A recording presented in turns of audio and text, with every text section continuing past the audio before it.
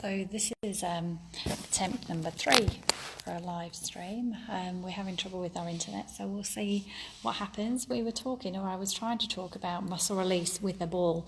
If you're thinking about, postures these days and how we sit all the time, we tend to sit in that sort of curved position. Our posture is quite poor, and it means that our upper trapezius and our levator scap muscle gets short.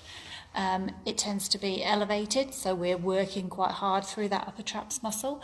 We tend to find that our mid and lower traps probably are just constantly working on a length rather than working to hold us and support our shoulder blades more in that neutral midline position. So we tend to be really protracted and hunched. So those muscles, they might be quite long or weak because they're consistently working on a stretch, and then they get sore as well. So we see a lot of clients who are in that posture there.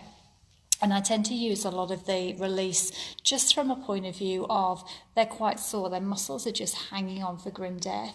And it doesn't mean that they're overworked, overactive from a point of view that they're really, really strong. It means that they're just working really hard and they're not getting that relaxation and contraction that, a normal muscle would tend to get. So we're using a ball. You want to avoid the edge of your shoulder blade. So if you find where your shoulder blade is, you want to avoid that inside edge, and you also want to avoid the bony, lumpy spine processes, so the bumps you see at the back. We're after the fleshy bit in the middle, so it's probably only 2 or 3 fingers worth between shoulder blade and spine. And what you're doing is putting the ball there and finding a bit that's tight. Obviously, if we're going down the length, you can bend up and down that muscle. And what we're looking for is a tight point. So in terms of where it's tight, it's where when you lean against the muscle and you go, ouch, that's sore. Okay, stay off the bone, because you'll know when you get onto bone it feels not very nice, and stay off the bone at the center of your spine as well. And you're just looking for that tight section. What we do tend to see a lot is people rolling and struggling and moving around a bit.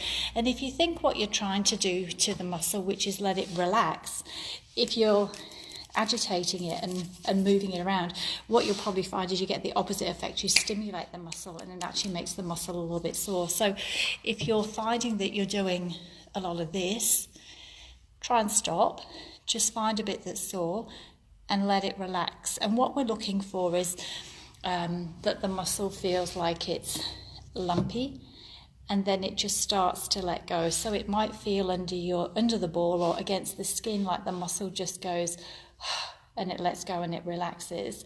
Whereas, like I was saying before, if you're constantly rubbing it and what have you, you might find that it actually agitates the muscle and stimulates it, so it'll actually get tighter. So we're looking for the bit where you find a bit that's sore, you hold it still and just let it give. Okay, it might take 10-20 seconds, and then you move to the next spot and you wait for that, and then you wait for it to let go and give.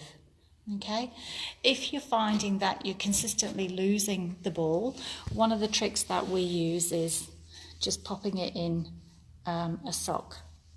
So I think this is one of Winnie's gems. It's a foot, and it's got skeleton on one side and bits and bobs on the other. So we've put the ball in the top of the sock, and then what you do is you fling that over the back, so that if you want to move it, if you happen to drop it or you move away from the wall rather, you don't lose the ball, you can find it again.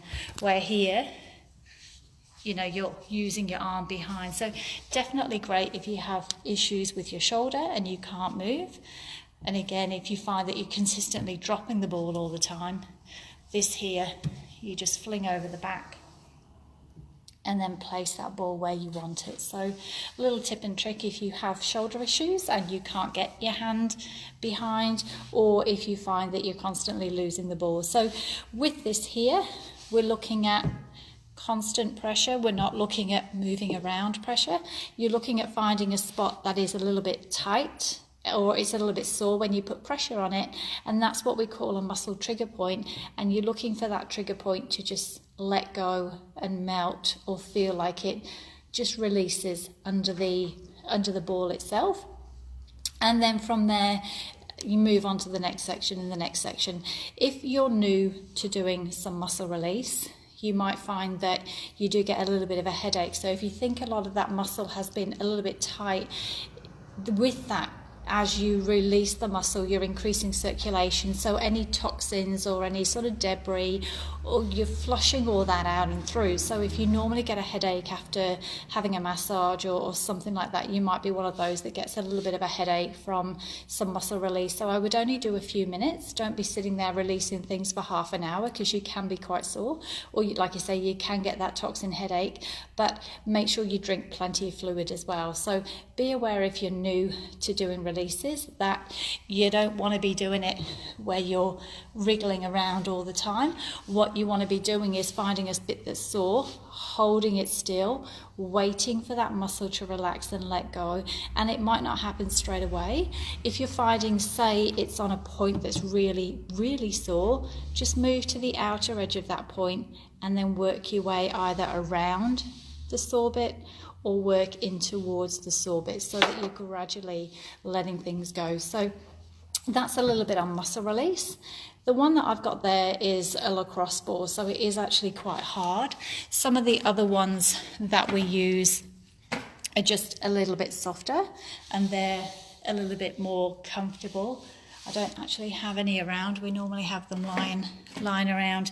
But some of the bigger ones, obviously, if they're a little bit bigger, they have a bigger diameter. So instead of having a small contact point, you have a larger contact point. So this is something we'd use when you're used to it, and it's a little bit more, your skin and your tissues and your muscle are used to, you know, that handling. Something that's a little bit bigger, like a tennis ball, is softer. Obviously, diameter-wise, it's not too big. No. It's typical of the day that we want probably to show you. We haven't got one lying on the floor around me. But it's something that's a little bit bigger than that and a bit softer is probably a kinder one to start with. So a little bit of work on muscle release. You're looking at finding a trigger point, and the trigger point's where the muscle is in contraction and it's quite uncomfortable. It shouldn't be where it's sending shooting pains everywhere. And if you're thinking about pain level wise, you want it out of 10, 0, no pain, 10 the worst, probably between sort of 5 and 6. So I just ran and got a quick ball while the internet was playing up. So that's one of the softer balls. So you can see it's a little bit bigger than that one, and it's a little bit softer. So it's a little bit kinder. In terms of pain level that we were just talking about, you want your pain level when you're doing some releases to be around about 4, 5, 6, something where you can comfortably tolerate it. If it's too sore and you're leaning against it and against the wall and you're trying to release things and it hurts too much, you're not going to do it, and you'll actually tense up and fight against it. So 5 or 6, a comfortable level of pain that you can tolerate and actually relax on, as opposed to it's so sore that you're putting in a fair bit of tension.